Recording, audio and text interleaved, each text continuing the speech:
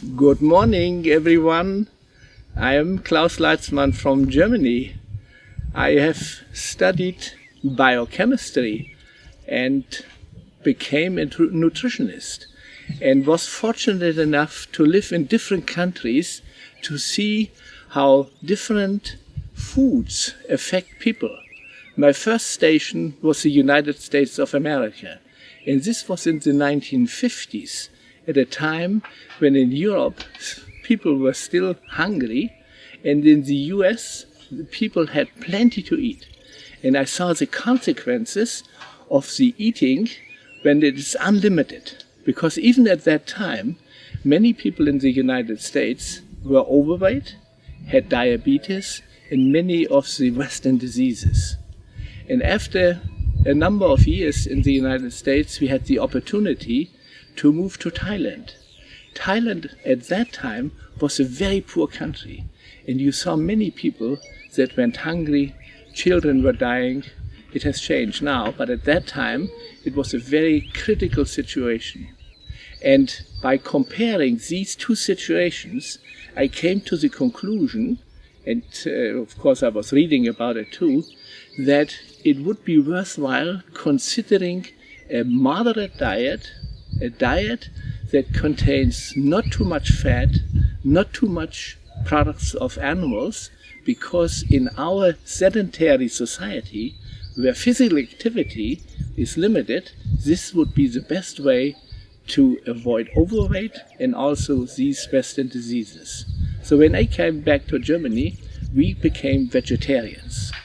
Now we didn't insist on everybody else become a vegetarian, but it was our goal, and this I was at the university, had many students, and they, of course, we taught them about nutrition, so we had to tell them about the proper nutrition, and it was important to me to convince the students also that it was not necessary in the first step to become a vegetarian, but to reduce the amount of animal products, not only for health reasons, but also for ecological reasons and for social reasons. Because the issue of hunger in the world, food export, food import, feeding animals with grain, which can be used for human nutrition, that was a much bigger issue at that time, at least in the professional circles. And I think I was able to convince many of my students that it would be worthwhile thinking about this and doing something about it. And this has been my experience till that time.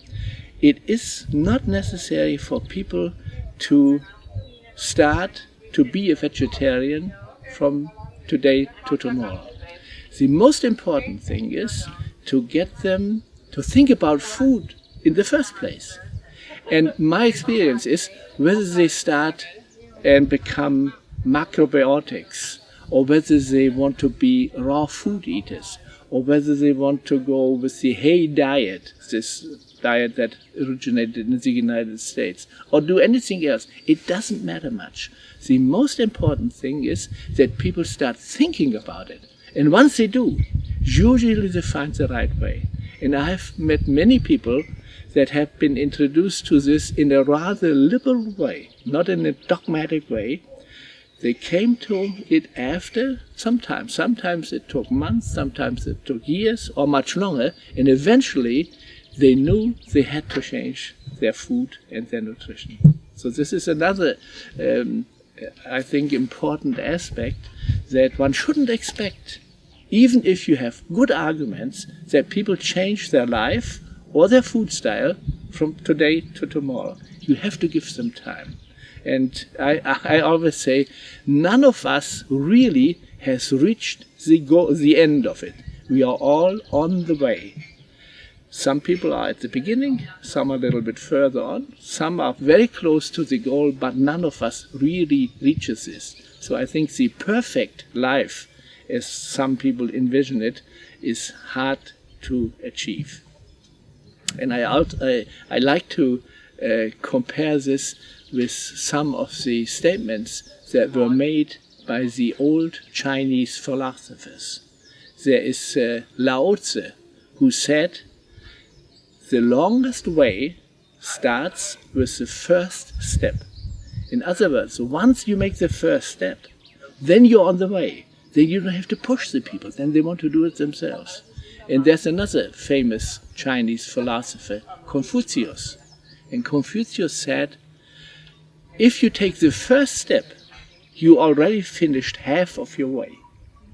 And I think that says about the same, that once you start, once you give people the opportunity and the possibility to start, then usually they'll continue by themselves. You don't have to push them. So the effort isn't that big. You have to give an example, which I find, coming back to young people, one of the most important things.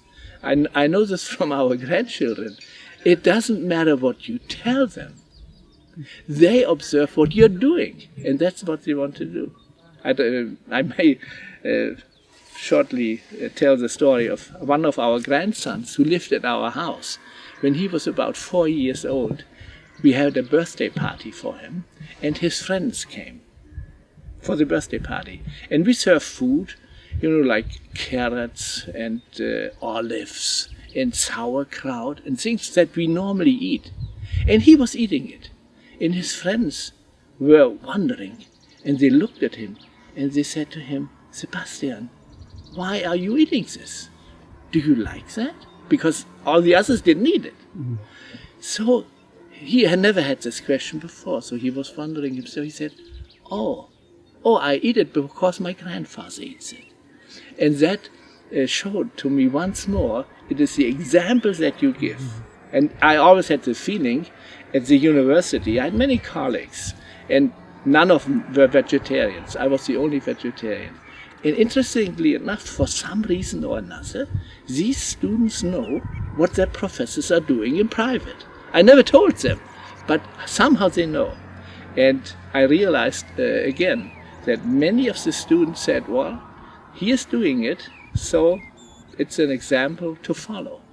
And I think every adult, not only adults, everybody should realize that he is giving and is an example for the people surrounding him, whether it's in the family, whether it's at the workplace, whether it's at sports activities. And I meet people that say, I don't want to be an example. I want to do what I please, so leave me alone. I don't want to be an example. But in fact, you cannot make this decision. You are being taken as example by other people. And I think the fact, if you realize this, that this happens, makes you an example. May I ask you, what is your position concerning the consumption of dairy products and eggs in the vegetarian diet? Well, we have in the vegetarian nutrition, we have different groups. Some people are very liberal about it. The only thing they don't want to eat is meat. They still eat eggs and dairy products, sometimes also fish, and still they consider themselves as vegetarians because they don't eat meat. Now, as we know, there are vegans, people that avoid any kind of food from animals. And actually this, of course, would be the ultimate food that people should eat, because if you really believe that we should not misuse animals, and if you really believe that we can live from plants alone, then you should do it. And it is possible, we know that. There are a lot of studies that show that vegans are healthier in many ways than the normal population, sometimes even better than the vegetarians, and that there is no need for them to take any supplements. This has, of course, been also a big issue about supplements. People do become vegetarians and vegans for different reasons. And my experience is, because we have analyzed this with larger population groups, if a person becomes a vegan for health reasons, then usually they have no problems because they are interested in this issue, and they get the proper information about how to avoid malnutrition. But there are also people that become vegans for ethical reasons or for religious reasons. And these people are concerned much more about the moral aspects of it and the welfare of the animals. And they don't think much about their own health. And then it happens that these people become malnourished. They have deficiencies in certain vitamins or also minerals. Because their approach is, we leave all products from animals out of our food, and then we are vegans. And that is not the best way to do it. You really have to think about it. How do you get the protein that you need, the vitamins and the minerals? And we know that there are ways to do it properly, but we have found in our studies whole families, mothers, fathers and children, who were really malnourished. And usually the first thing you usually see is iron deficiency. And you see iron deficiency anemia. People are very pale, they are not really motivated, and also they are not very happy. And you can tell sometimes, you look at a person, they are a little bit underweight, they are not happy looking, but they are vegans. And also, again, they are not a good example, because not only for other people that are thinking about becoming vegetarians or vegans, but particularly for the rest of the population. Because interestingly enough, if you have a vegan person, and I have seen this, or I have experienced it over the decades, in many cases, a mother is a vegan. Her nutrition is not optimal, it's suboptimal. She has a child, and she breastfeeds it. Of course, all these people that are vegans and vegetarians want to breastfeed their babies. They don't want to bottle feed it. And then the baby becomes usually a vitamin B12 deficiency. Iron is not a problem, because the newborn has enough reserves of iron, but not of vitamin B12. And then they have to go to the doctor, and the doctor investigates. And if he's intelligent enough, he finds out it is B12. Many doctors don't even can't diagnose it because they have not the experience. And if they do, then they usually give a report about this and say, there was a child and almost dying, had vitamin B12 deficiency, and it's terrible, and we should tell people not to be vegetarians. But as we know, every day, thousands, 10,000s of people die because they eat meat, because they are unhealthy, because of their eating. But nobody comments that, really. That's the normal situation. So I think we have to realize this also. People have a different and sometimes a very funny recognition of reality. If one child is very sick, it's a big catastrophe, and if thousands of people die, well, that's normal. What is, for you, the main cause of vitamin B12 deficiency? Well, the main cause... In a vegan diet or vegetarian diet? Well, the main cause is very clearly because they don't eat animal foods. Because vitamin B12 is found only in foods of animal origin. Now, originally, of course, the B12 comes from microorganisms, but it is found in animal food. It's very rare that you find vitamin B12 in plant foods. Sometimes you have small amounts in fermented food, like sauerkraut, but yogurt is again an animal food, but you may find it also in algae sometimes.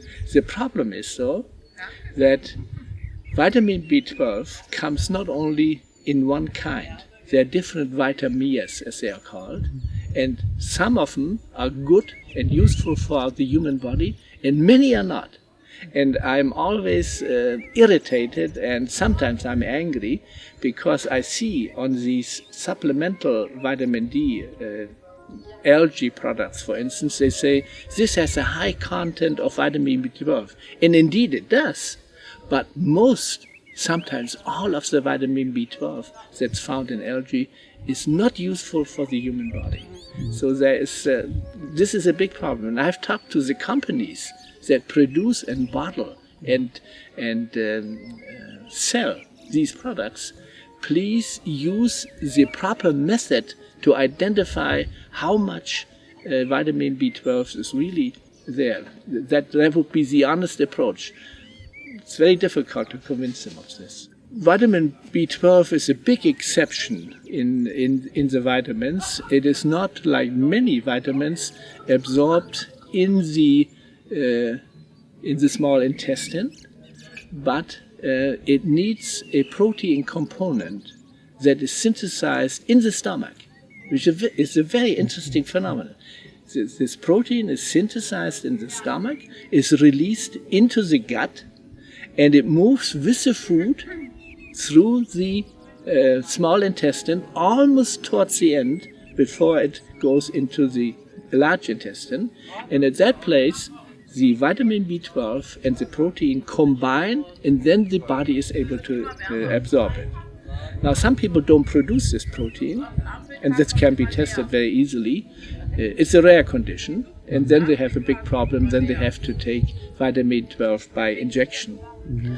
But the other problem that we observe is that older people, in many cases, don't produce this protein either. So they have a problem also. Mm-hmm. So this is a simple mechanism, not a simple, it's an interesting mechanism, but we know all about it, and if there are problems, we can cure it.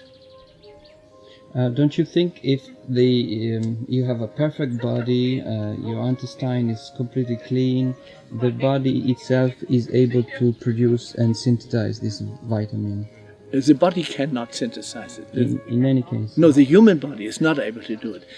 If you ever look at the chemical structure of the vitamin B12, it's one of the most complicated molecules you can imagine. It's a huge molecule. Many of the other vitamins are very simple. Like vitamin C is a very simple molecular structure. And there you would think maybe the body is able to synthesize it itself. And of course, many, many animals do. There are only few creatures in the world that cannot synthesize vitamin C. Mm-hmm. It's some birds and humans and some of the apes. They can't. And of course, the evolutionary argumentation is, why should the human body be able to synthesize vitamin C if he eats fruits and leaves that contain so much vitamin C? It's not necessary to do it. So this is the evolutionary explanation. But I would like to point out the other fact that is often misunderstood.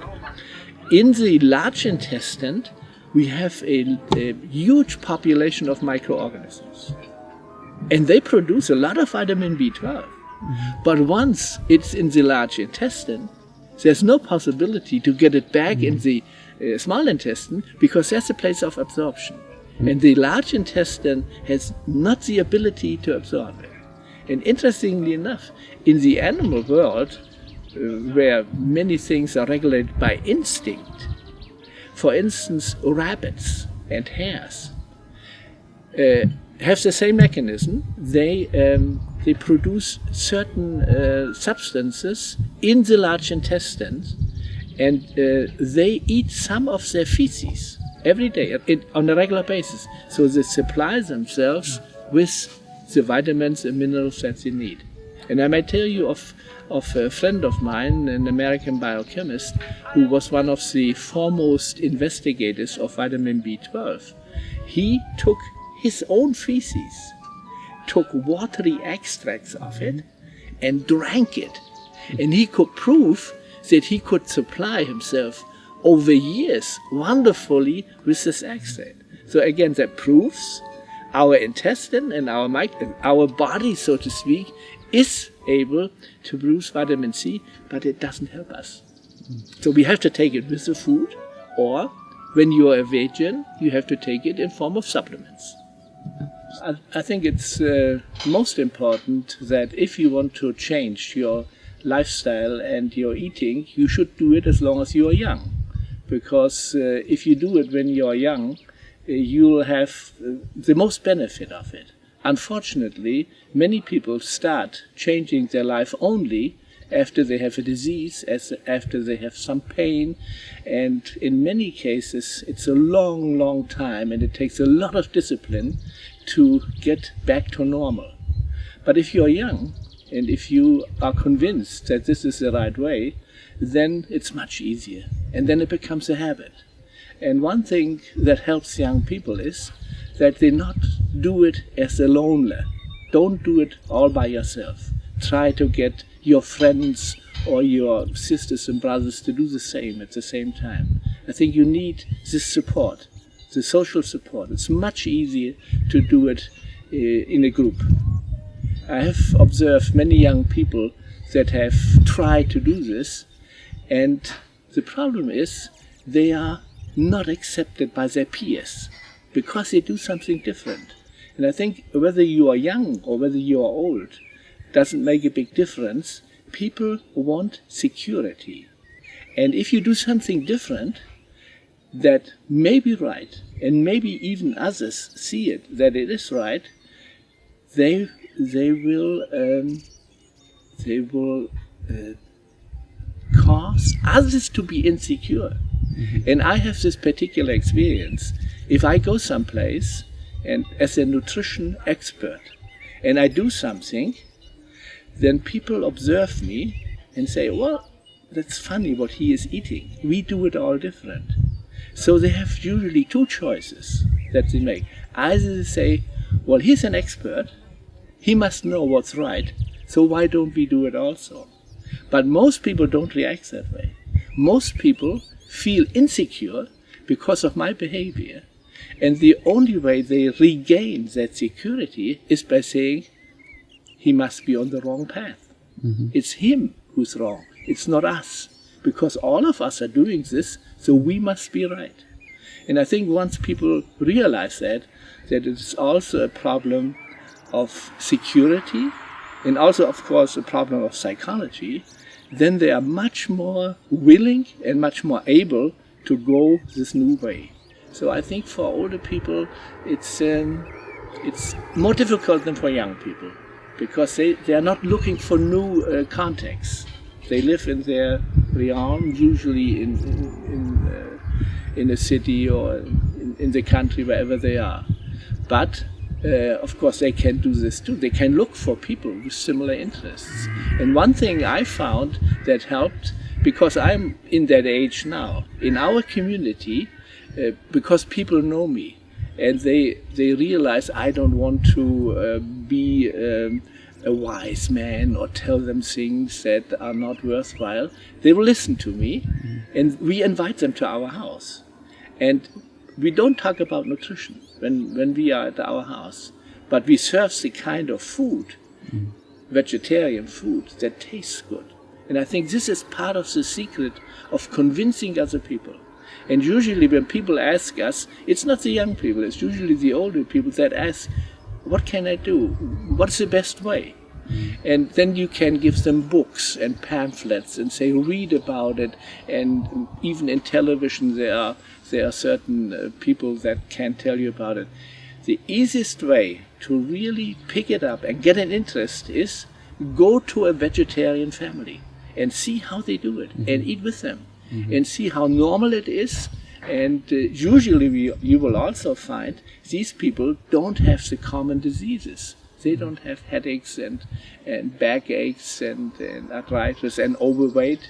And this, as you know, this is one of the most severe problems we have in our countries nowadays. People are overweight. And it's not only the overweight, it is the following diseases that cause a big problem, especially diabetes. And we know that 80% of the people that have diabetes, if they would lose about 10, 12 kilos of their overweight, their diabetes almost disappears. Not in all cases, but in most cases. So I think having contact with vegetarians may be the best way to get the right information, get the motivation to do it. And it's interesting to us personally, because we tend not to talk about nutrition. Because when I start talking about nutrition, people feel I want to change their life, and they don't want to do it. But what usually happens, always without an exception, when they leave, they say, "Can we have the recipe? How did you do it?" And I have a whole collection of recipes that I type into my computer, and then I print it out and give it to them because they ask for the recipe.